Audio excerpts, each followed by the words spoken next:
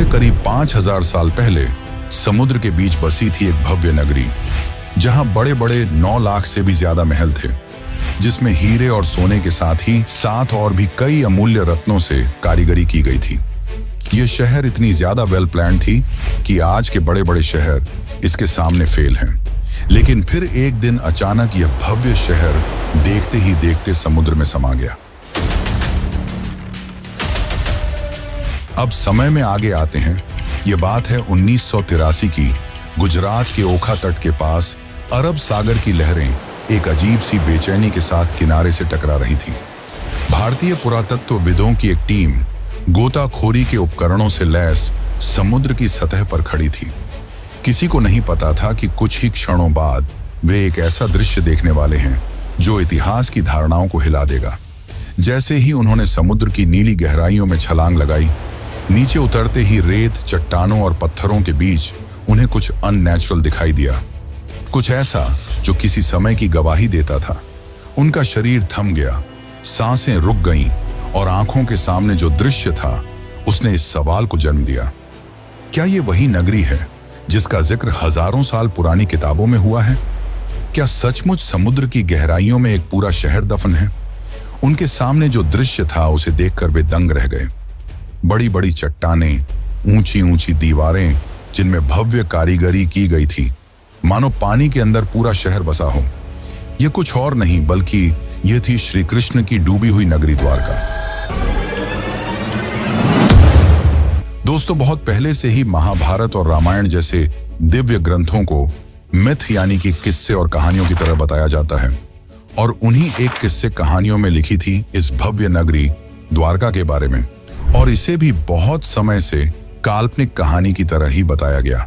लेकिन जब 1983 में डॉक्टर SR राव और उनकी टीम ने इस नगरी को खोज निकाला, तो इसने उन लोगों को सोचने पर मजबूर कर दिया जो इसे सिर्फ मिथ मानते थे। डॉक्टर SR राव ने डिटेल्ड आर्कियोलॉजिकल सर्वे और रिसर्च के बाद यह कंफर्म किया कि यह वही द्वारका नगरी है जिसका वर्णन महाभारत और हरिवंश पुराण में मिलता है। तो आखिर ऐसा क्या हुआ कि द्वारका जैसी समृद्ध शहर एक ही झटके में पानी के अंदर समा गई, और रिसर्च के दौरान डॉक्टर राव और अन्य आर्कियोलॉजिस्ट को ऐसा क्या मिला जिसने उन्हें चौंका के रख दिया? तो आज की इस डॉक्यूमेंट्री में हम जानेंगे उस द्वारका के निर्माण की कहानी जिसे समुद्र की लहरों को भी पीछे छोड़ देना पड़ा था, उस श्राप की सच्चाई जिसे सुनकर स्वर्ग तक कांप उठे थे, और उस ऐतिहासिक खोज की पूरी प्रक्रिया जिसने सदियों पुरानी पौराणिक कथाओं को जमीन या कहिए समुद्र पर लाकर रख दिया। हम जानेंगे कि कैसे डॉक्टर SR राव और उनकी टीम ने समुद्र की गहराइयों में उतरकर उस नगरी के अवशेष खोज निकाले जिसे लोग सिर्फ कहानी मानते थे। हम यह भी देखेंगे कि कैसे आधुनिक काल में वैज्ञानिकों ने समुद्री तल में हजारों साल पुरानी दीवारें, स्तंभ, लंगर और कलाकृतियां खोजी जिनकी तारीखें महाभारत युद्ध से मेल खाती हैं।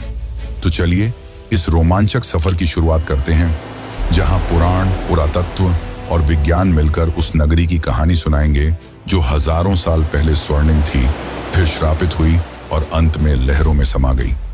लेकिन उससे पहले अगर आपको वीडियो अच्छी लग रही है तो इसे लाइक करके कमेंट में हरे कृष्णा जरूर लिखें।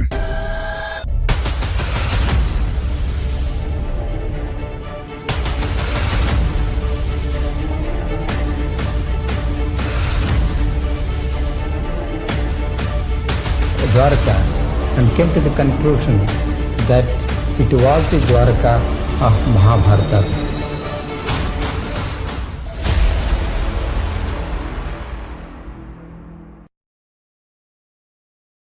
बहुत समय पहले जब मथुरा में कंस का आतंक अपनी चरम पर था, तब श्री कृष्ण ने कंस का वध कर नगरवासियों को उसके अत्याचार से मुक्त किया, जिसके बाद श्री कृष्ण मथुरा में ही बस गए।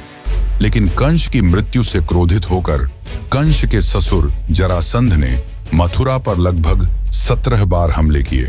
हालांकि इन हमलों में जीत श्री कृष्ण की ही हुई, पर बार बार इन हमलों से परेशान होकर श्री कृष्ण ने मथुरा छोड़कर चले जाना ही उचित समझा, और इस निर्णय ने उन्हें प्रेरित किया एक असाधारण नगरी के निर्माण करने का, जो थी द्वारका।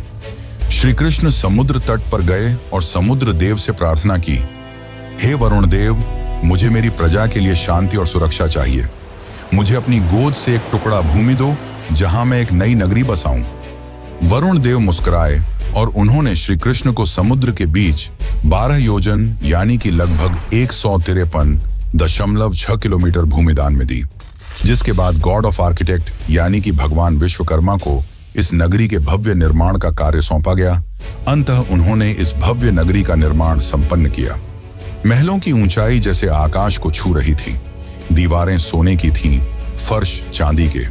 नगर के चारों ओर विशाल द्वार थे, इसीलिए इस नगरी का नाम पड़ा द्वारका यानी द्वारों का नगर। हवाओं में सुगंधित फूलों की खुशबू थी, गलियों में मोर नाचते थे और बीचों बीच बना श्री कृष्ण का महल तो ऐसा प्रतीत होता था मानो स्वर्ग पृथ्वी पर उतर आया हो। नगर की सड़कों को इस तरह से बनाया गया था कि वे सीधे बंदरगाह तक पहुंचती थीं। समुद्र से व्यापार के लिए विशेष गोदियां बनाई गईं, जहां जहाज आसानी से आ जा सकें। शहर में जल आपूर्ति के लिए सिंचाई प्रणाली थी, जो उस काल में अत्यंत दुर्लभ मानी जाती थी। स्वच्छ जल के तालाब, हरे भरे बाग और सजे हुए बाजार इस नगरी को न केवल सुंदर बल्कि पूरी तरह आत्मनिर्भर बनाते थे। भागवत पुराण के अनुसार द्वारका में कुल 900 से अधिक भव्य महल थे, जो चंद्रकांत, हीरा, मणि और सोने से बने थे। श्री कृष्ण ने स्वयं उन महलों को अपने प्रियजनों के लिए बनवाया था।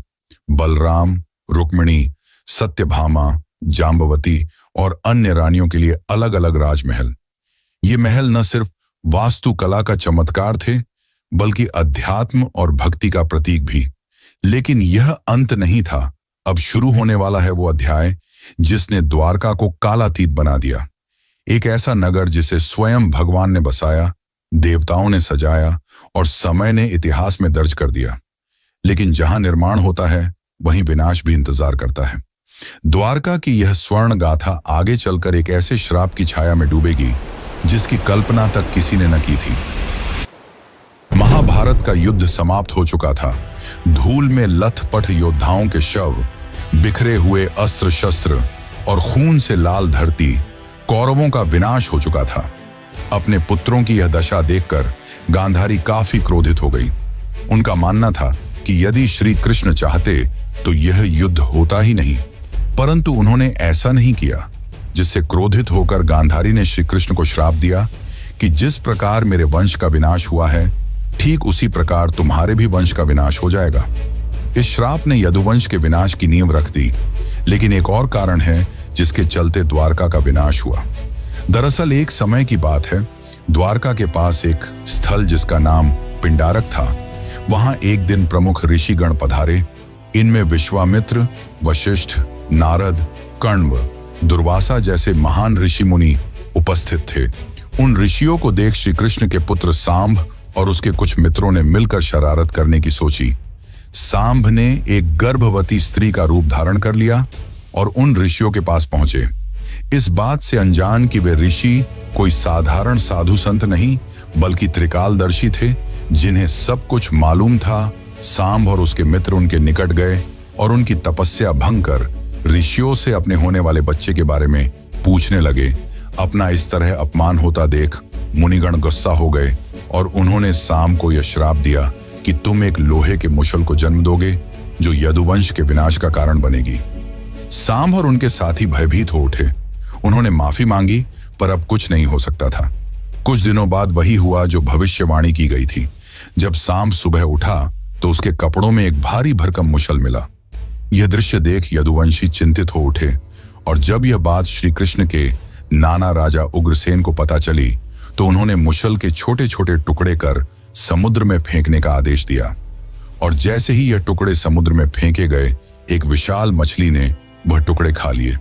कुछ समय बाद जब कुछ मछुआरों ने उस मछली को पकड़ा और जब उसे काटा गया तो उसके पेट से लोहे के टुकड़े निकले। उन मछुआरों ने वह टुकड़े एक जरा नामक शिकारी को बेच दिए। अब वह शिकारी इन टुकड़ों से अपनी तीर बना रहा था और दूसरी ओर द्वारका में स्थिति धीरे धीरे खराब होने लगी थी।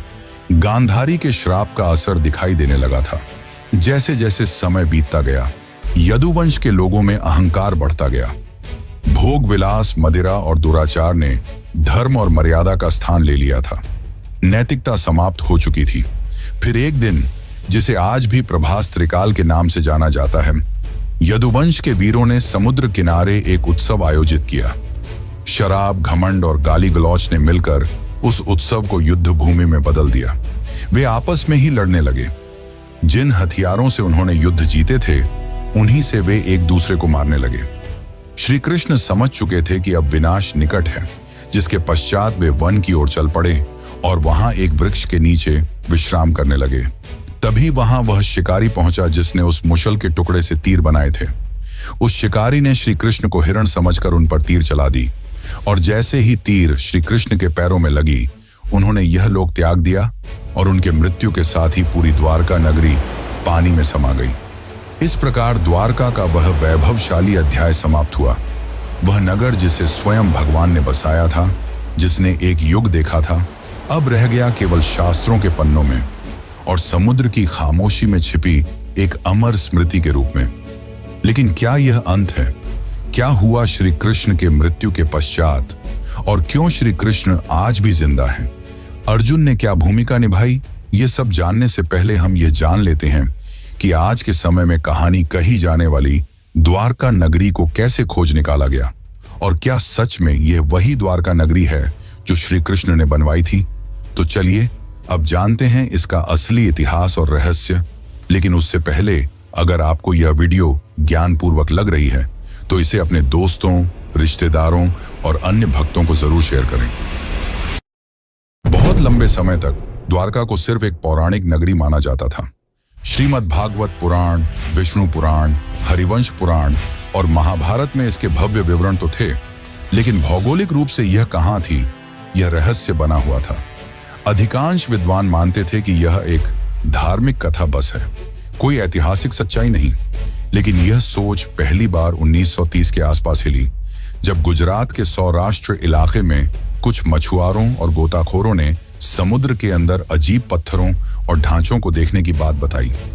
यहां तक कि कुछ पायलटों ने, जो अरब सागर के ऊपर उड़ान भर रहे थे, बताया कि उन्होंने पानी के नीचे सीधी रेखाओं जैसी आकृतियां देखी हैं, जैसे कोई पुराना शहर हो। यहीं से उस राज की तलाश शुरू हुई जिसने एक प्राचीन कहानी को एक खोज में बदल दिया।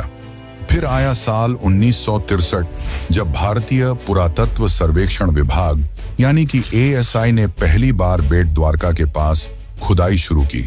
ये वही इलाका था जिसे स्थानीय लोग सदियों से भगवान श्री कृष्ण की नगरी मानते आए थे। खुदाई में वहां से कई प्राचीन बर्तन, मूर्तियां और पक्के ढांचे मिले। इससे ये तो साबित हो गया कि यह जगह काफी पुरानी है, लेकिन इससे द्वारका की असली पहचान अभी भी पूरी तरह साफ नहीं हुई थी। इसके कुछ साल बाद 1970 के दशक में एक और बड़ा सुराग मिला। जामनगर के सरकारी रिकॉर्ड में एक प्राचीन ताम्रपत्र का जिक्र था, जो करीब 6ठी शताब्दी का बताया गया। यह ताम्रपत्र सिंधदत्य नाम के राजा से जुड़ा था और उसमें साफ साफ लिखा था कि यहाँ भगवान श्री कृष्ण निवास करते थे। यह ऐसा पहला ऐतिहासिक दस्तावेज था जिसमें धर्म और इतिहास आपस में जुड़ते नजर आए। इससे इतिहासकारों को पहली बार यह लगा कि द्वारका सिर्फ एक कल्पना नहीं, बल्कि शायद एक खोया हुआ सच है। इसके बाद इस खोज को सही दिशा दी SR राव ने। वे ASI के वरिष्ठ अधिकारी थे और भारत के शुरुआती समुद्री पुरातत्वविदों में से एक माने जाते हैं। उन्हें महाभारत और पुराने ग्रंथों की बातों पर भरोसा था। उन्होंने उन विवरणों की तुलना आधुनिक समुद्री नक्शों से की और पाया कि अगर द्वारका सच में कभी बसी थी तो वह गुजरात के पश्चिमी तट पर ही रही होगी। इसी सोच से 1979 में भारत में पहली बार समुद्र के नीचे पुरातात्विक खोज की नींव रखी गई। डॉक्टर राव ने गोवा स्थित नेशनल इंस्टीट्यूट ऑफ ओशनोग्राफी यानी कि NIO की मदद ली और एक नई खोज का अभियान शुरू किया। यह काम आसान नहीं था। न तो उस दौर में भारत के पास अच्छे उपकरण थे, न ही आधुनिक तकनीक। फिर भी उन्होंने स्थानीय मछुआरों, गोताखोरों, पुरानी नावों और शुरुआती सोनार तकनीक की मदद से समुद्र के अंदर छिपे राज को ढूंढना शुरू किया। और इसी दौरान समुद्र की सतह के नीचे उन्हें कुछ ऐसे ढांचे दिखाई देने लगे जो किसी भी नजरिए से प्राकृतिक नहीं लगते थे। वहां पत्थरों की लंबी दीवारें थीं, बड़े बड़े खंभे थे और ऐसे लंगर भी मिले जो साफ बताते थे कि वहां कभी जहाज आते जाते रहे होंगे। यानी ये जगह एक पुराना बंदरगाह रहा होगा। लेकिन ये तो बस शुरुआत थी, असली खुलासे तो अभी बाकी थे। 1979 की खोज ने एक ऐसा दरवाजा खोल दिया था जिसके पीछे छुपी थी एक बहुत पुरानी, लगभग भूली हुई कहानी।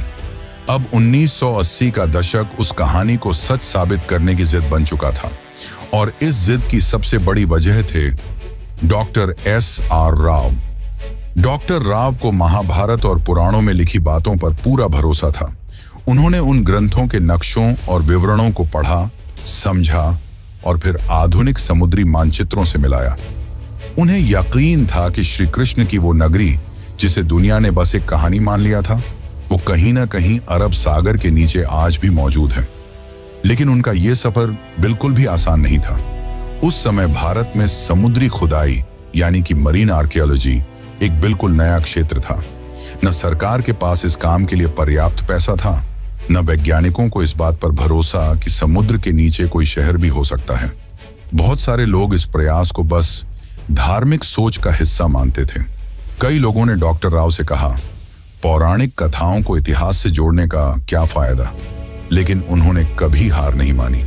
डॉक्टर राव ने ASI और गोवा के नेशनल इंस्टीट्यूट ऑफ ओशनोग्राफी के साथ मिलकर एक समुद्री अभियान शुरू किया। इंडियन नेवी के गोताखोरों की भी मदद ली गई, लेकिन चुनौती सिर्फ यह नहीं थी कि लोग विश्वास नहीं कर रहे थे। असली मुश्किल थी टेक्नोलॉजी और संसाधनों की कमी। उस समय न तो सोनर जैसी आधुनिक तकनीक थी, न ही पानी के अंदर काम करने वाले रोबोट्स। डाइवर्स को अपने हाथों से समुद्र की सतह को टटोलना पड़ता था। 1980 के दशक में, यानी लगभग 40 साल पहले, समुद्र में जाकर खुदाई करना कोई आसान काम नहीं था। इसके लिए archaeologist, divers, oceanographers, under water photographers, historians, geologist और बहुत से टेक्नीशियनों की जरूरत होती थी। इतनी बड़ी टीम को बनाना और उन्हें काम पर लगाना अपने आप में एक बड़ा काम था। फिर भी राव ने हार नहीं मानी। फंडिंग की इतनी कमी थी कि उन्होंने अपने वेतन से टीम का खाना तक खरीदा। उन्होंने सिर्फ 800 रुपये में एक्सपीडिशन शुरू किया था, और ये भी उन्हें छोटे छोटे फंड्स इकट्ठा करके मिले थे। वह चाहते थे कि सरकार एक स्थायी समुद्री पुरातात्विक इकाई बनाए, लेकिन यह इतना भी आसान नहीं था। 1983 से 1992 के बीच राव की टीम ने लगभग 12 बार समुद्र में जाकर खुदाई की। खोज के लिए बेट द्वारका और आसपास के इलाकों को चुना गया, और फिर एक एक कर सामने आने लगे ऐसे सबूत जिन्होंने न सिर्फ भारत को बल्कि पूरी दुनिया को चौंका दिया। गोताखोरों ने समुद्र के तल से लगभग 30 मीटर नीचे 560 मीटर लंबी पत्थरों की दीवार खोज निकाली। ये कोई प्राकृतिक बनावट नहीं थी, ये इंसानों द्वारा बनाए गए शहर की दीवार थी। उसकी बनावट वैसी ही थी जैसी महाभारत में द्वारका के वर्णन में मिलती है। फिर मिले 30 से भी ज्यादा पत्थर के खंभे, जो शायद किसी महल या भवन का हिस्सा रहे होंगे। ऐसे लंगर यानी कि एंकर्स मिले, जिनसे पता चलता था कि वहां से नौकाएं चला करती थीं। कुछ 3 छेद वाले एंकर भी मिले, जो उस समय की एडवांस नेविगेशन को दिखाते थे। इसके अलावा सील, लोहे और पीतल की वस्तुएं और मिट्टी के बर्तन भी मिले। इनकी कार्बन डेटिंग और थर्मोलुमिनेसेंस डेटिंग से पता चला कि यह चीजें 1500 ईसा पूर्व से लेकर 3000 ईसा पूर्व के बीच की हैं। और तो और एक बर्तन तो 9000 साल पुराना निकला, जिसने वैज्ञानिकों को भी हैरान कर दिया। परंतु दुनिया भर के बहुत सारे इतिहासकारों ने इसे मानने से इनकार कर दिया। उन्हें यह एक माइथ रिवाइवल यानी सिर्फ धर्म को प्रचारित करने की कोशिश लगी। लेकिन डॉक्टर राव का जवाब साफ था, मैं ग्रंथों को धार्मिक किताबें नहीं, ऐतिहासिक दस्तावेज मानता हूं। जब रोम, एथेंस और बाबुल जैसे शहरों की खुदाई हो सकती है, तो द्वारका की क्यों नहीं? साल 1990 आते आते टीम को 500 से ज्यादा आर्टिफैक्ट्स, एंशिएंट हार्बर वॉल्स और एक सुनियोजित शहर के संकेत मिल चुके थे। अब यह बात लगभग तय हो गई थी। द्वारका कोई कल्पना नहीं, वह एक असली, समृद्ध और व्यवस्थित सभ्यता थी जो समुद्र में समा गई। लेकिन अभी तो सिर्फ सतह खुली थी। असली राज तो समुद्र के और अंदर छुपा था, और वहीं से शुरू होता है अगला अध्याय। 1990 तक डॉक्टर S.R. राव और उनकी टीम ने साबित कर दिया था कि द्वारका सिर्फ एक पौराणिक कथा नहीं, बल्कि एक डूबी हुई सच्ची सभ्यता थी। लेकिन अब जरूरत थी और भी ठोस वैज्ञानिक सबूतों की, ताकि दुनिया भी मान ले कि भगवान श्री कृष्ण की द्वारका असली थी और वाकई समुद्र में समा गई थी। इन सबूतों से यह तो साबित हो गया था कि द्वारका सिर्फ किस्से कहानियों में नहीं बल्कि सच में थी और काफी ज्यादा वेल प्लान थी। लेकिन उस समय फंडिंग की कमी की वजह से इसके रिसर्च को रोक दिया गया। फिर साल 2001 में इस दिशा में एक बहुत बड़ा कदम उठाया गया। भारतीय पुरातत्व सर्वेक्षण और NIOT यानी कि national institute of ocean technology ने मिलकर एक बड़ा वैज्ञानिक अभियान शुरू किया। जगह चुनी गई कच्छ की खाड़ी और बेट द्वारका का इलाका।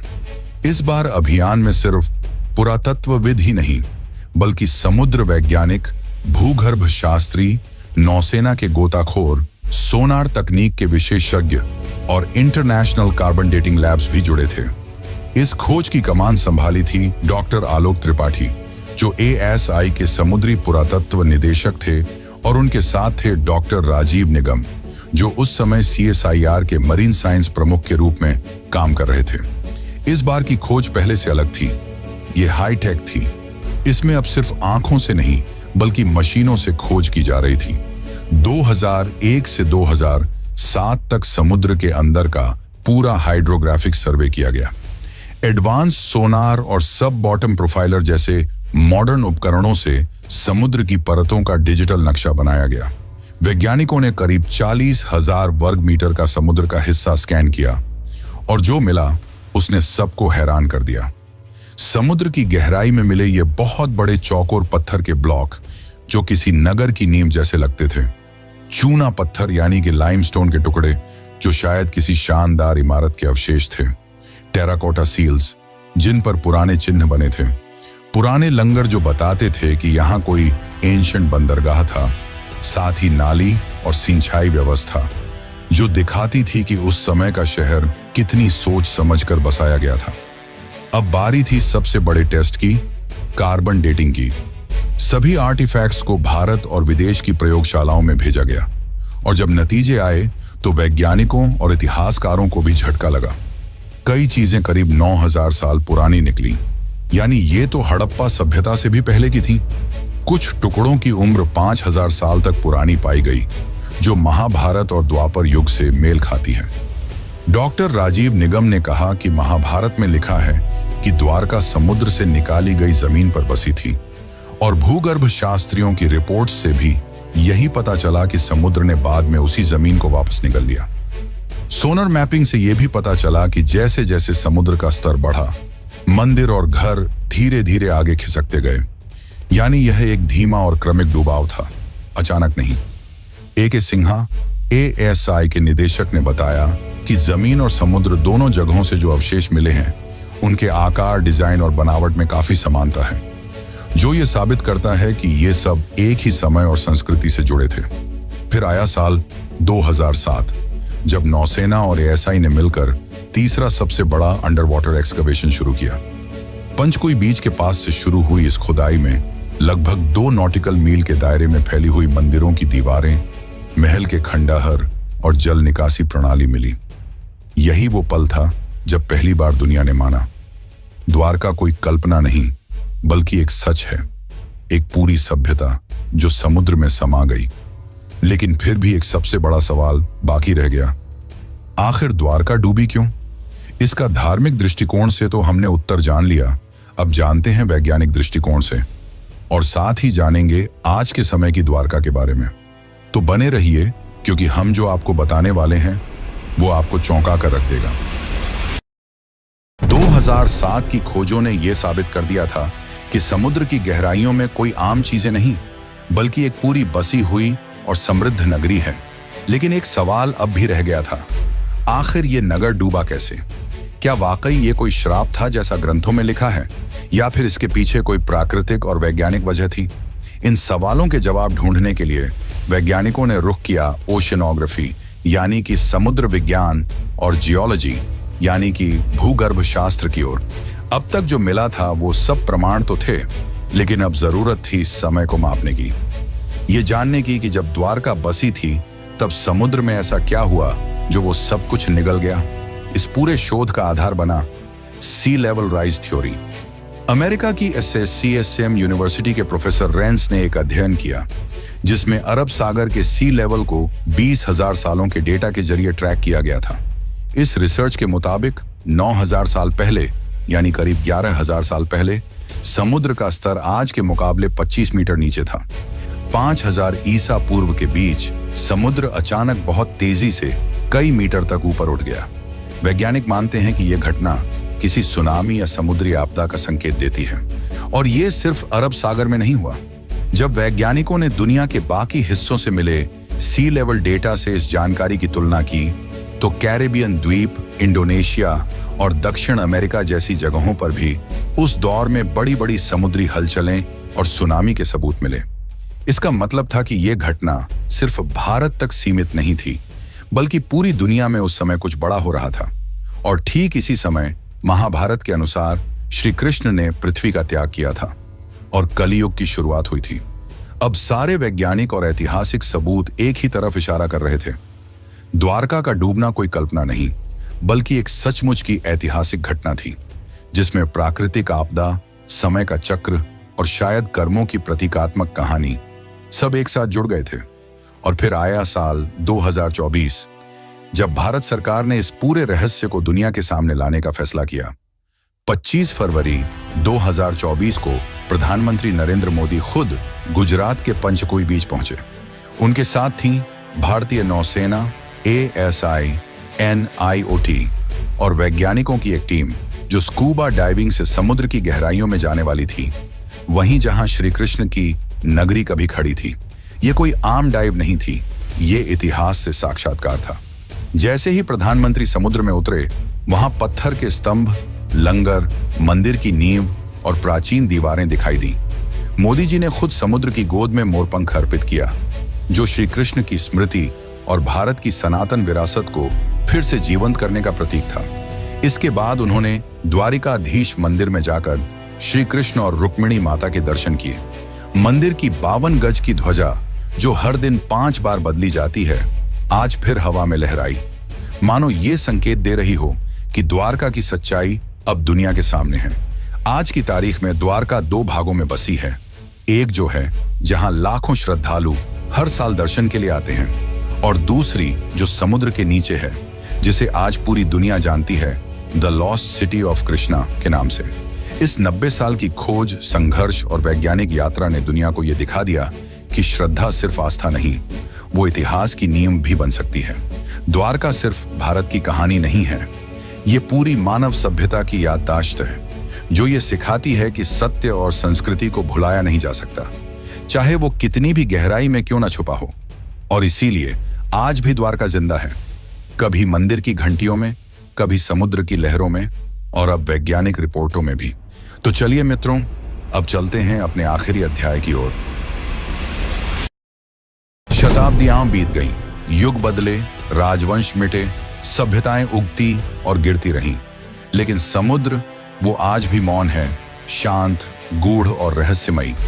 उसकी लहरों के नीचे दबी द्वारका की नगरी आज भी जैसे किसी इंतजार में है, न जाने किसके लिए। शायद उसके निर्माता श्री कृष्ण के फिर से लौट आने के लिए, या शायद इस धरती के इंसानों के उस बोध के लिए जब वे केवल इतिहास नहीं, अपनी आस्था में छिपे सत्य को भी पहचानना सीखें। द्वारका कोई कल्पना नहीं थी, वो एक यथार्थ था, एक स्वर्णिम यथार्थ जिसे एक श्राप ने लील लिया, एक समय ने छिपा दिया और एक समुद्र ने अपनी गहराइयों में समा लिया। लेकिन वह सत्य आज फिर उभर रहा है, टूटे स्तंभों में, पुरातत्व की रिपोर्टों में, सोनर की लहरों में और एक राष्ट्र की आस्था में। इस पूरी डॉक्यूमेंट्री ने हमें यह सिखाया कि आस्था और विज्ञान 2 विपरीत ध्रुव नहीं हैं, वे एक ही सत्य की 2 राहें हैं। एक राह हमें विश्वास दिलाती है और दूसरी उसे प्रमाणित करती है। द्वारका की कहानी बस एक शहर की कहानी नहीं है, यह उस संस्कृति की कहानी है जो अपने चरम पर भी विनम्र थी और अपने अंत में भी दिव्य।